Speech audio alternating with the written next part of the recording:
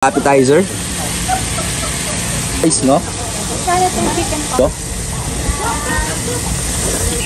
District Coffee. Dito tayo sa first store, Quatogs, by Brother Joshua Elevera. Basta po kayong lahat. Yup. You wanna know why? Preparing some chicken poppers right here. Ayan, oh. Ganda ng deep fryer niya, guys, oh. Next in line, itong ating District Coffee by Joshua Boss, Kape Salcedo. Boss. Kape Boss. Kape na tayo, boss. Ang aangas ng Team Boys. Napakaganda po ng setup nila. Kung titingnan nyo, very neat and clean sa ambience. Outdoor po yan. Next in line, Mr. Jewel Camania. Spud, Dre. Tignan mo. Yun! Ano? Spud? Spud, big potato. Spud. Spud ang tawag sa mga ginagawa mo, tol. Anong pangalan ng store mo? Spud. D-Spud. Tawag din yun. JC, brother, pag-flip mo na ba ako ng burger? Yes, sir. Yun. So, anong isuserve mo sa akin today? TLC bestseller. TLC. Tomato, lettuce, and healthy. cabbage, no? Ano ba yan? Cheese. Cheese. Kala ko cabbage, eh. Tuwa na naman kayo dyan, tol, eh. Gusto ko kasi veggie, eh. TLC. Munti ka ng THC yun, tol, ah. Bestseller sa akin yung Widman ng Pinas ako, eh. THC. Wala ba naman? Guys, oh, yung buns pa lang, parets, made with love baguette. Pinipreheat at pintoast nila with butter. Yan, tol. Butter yan, tol. Yo. Full of flavors. Ano kasing TLC? Tomato, lettuce, and cabbage. Cheese. Ito yung spud. Talaga, papatin sa atin ito ni paring Jewel, no? Tignan nyo naman, tol. What's up, bro? Itox pag nasa stock, diba yung pinupusit-pusit na steamer? So, tanong ko lang, tol. Etong chicken mo, pre-made ba yan? Or bago ka pumunta dito? Or freshly mo silang kinakat?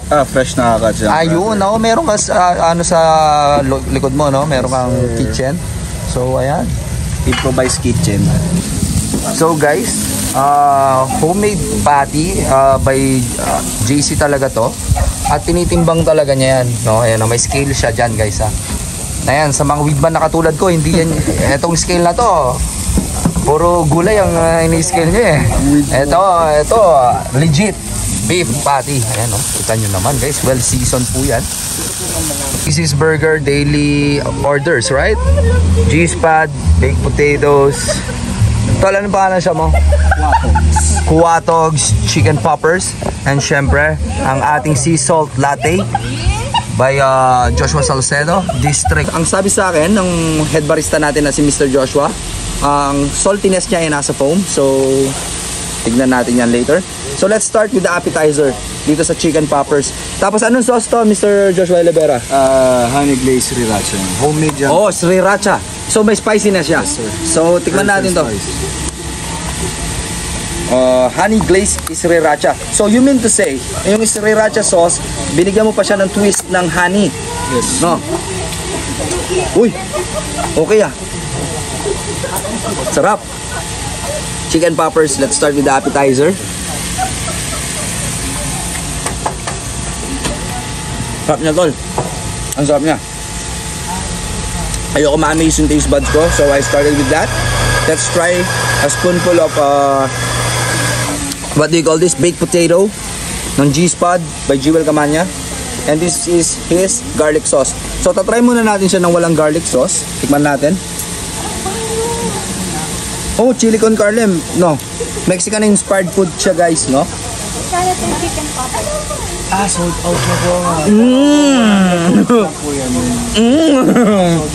What more with the garlic sauce, man? Tikman natin yung sauce lang muna. Gusto ko siya malaman kung talagang tasty. Man, I didn't expect that. Talagang balance lang yung garlic sauce niya, man. Solid siya, tol. Pwede mo siya gawin soup, tol. Legit, tol. Hindi kayo mauumay unlike ng ibang garlic sauce. Pwede mo nga siyang ibuhos. Bubuhos ko na to. Mukhang mas masarap siya, tol. Like this, bro. Tignan nyo yan, tol. Well, anyway, ang sarap niya. Isa pa. Now, next to it, try natin tong burger ni Mr. JC Camania. So, try natin to. Ito yung, ano to tol, yung TLC, di ba? Tomato, lettuce, and cabbage. Hindi, cheese siya, no? Tuwan-tuwa na naman ang mga tropa dun eh. So, titingnan natin. Kita nyo naman, very juicy siya, guys, oh. Man.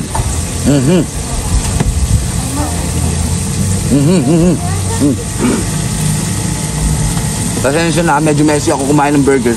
Ang laki kasi ng patty, man. So, advice ko, sa mga gustong kumain itong tomato, lettuce, and cabbage, I mean cheese, na burger ni Mr. JC, guys, prepare na magiging messy hands kayo kasi masarap siya at ayaw mo siyang mahuhulog, man. Sarap. Ayun yung juice. Ayun, pakita kami yung juice, tol. Ayun, oh. Juicy patty.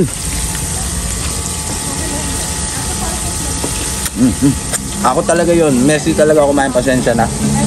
But anyway, natikman na natin lahat sila. All in all, they are good and delicious. Tikman natin kung magiging perfect matching itong sea salt latte ni Mr. Joshua Salcedo.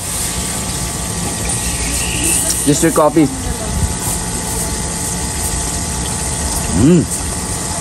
May kick yung saltiness, ah. Ayos yun, ah. Yung kaping-kape siya, tapos yung sweet, tapos magtatalo sa dila mo yung parang talagang ano ng dagat, yung nagsiswimming ka, nakakainom kang konti, alam niyo yon, konting-konti lang, tol, promise. Tonto si Mr. Pero masarap siya, all in all, like Yung season niya bro, homemade din. Pumunta sa ano yan, sa Gapo, kumuha ng dagat. pumunta sa Gapo, talaga. Oo bro. Angas naman nun, tol. Pero ang sarap, guys, no? So sa mga nagtatanong, we are where we are located. Na-waste po ang aming hometown, Timog Park Homes, i-waste nyo lang.